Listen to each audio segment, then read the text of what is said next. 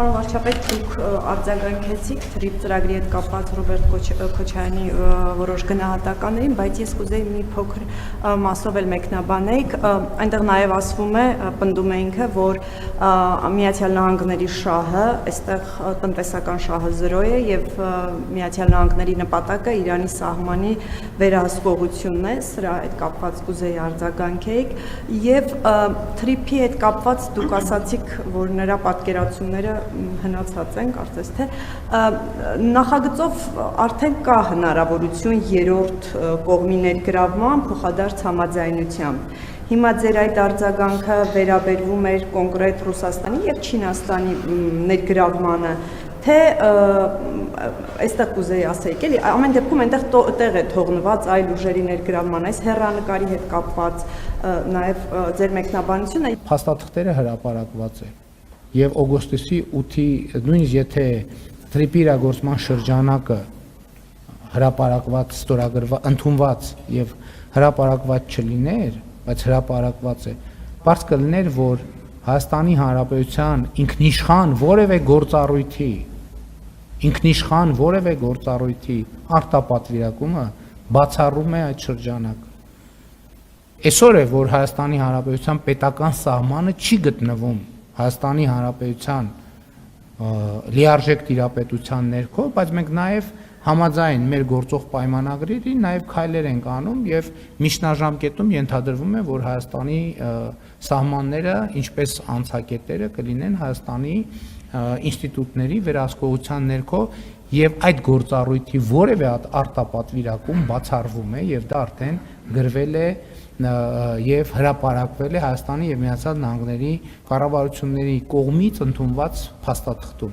եւ թրիփը ներդրումային ծրագիր է, տնտեսական ներդրումային ծրագիր է առաջին հերթին եւ այդ նախագծով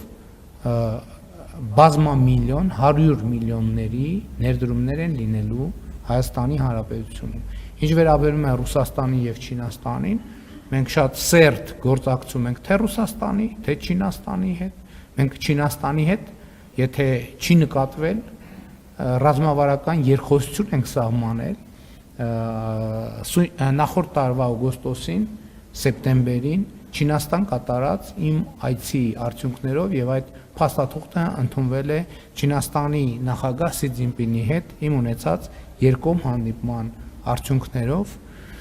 եւ ես այս տարի եթե հիշողությունս չդավաճանի 2-3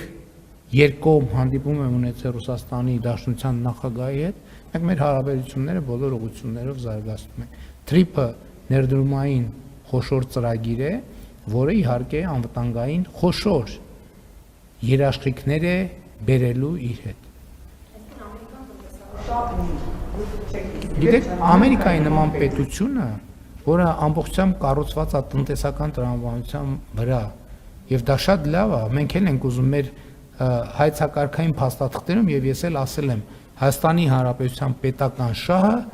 տնտեսական զարգացումն է։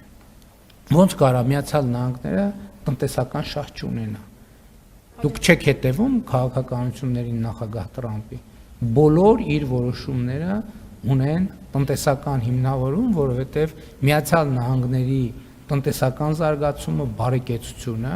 եւ սրա համար անհրաժեշտ իհարկե նաեւ անվտանգությունը առաջնահերթություն են նախագահ Տրամպի համար, ինչպես բոլոր երկրների ղեկավարների համար։ Համենայն դեպս նրանք, ովքեր առաջնորդվում են սեփական երկրի շահերով։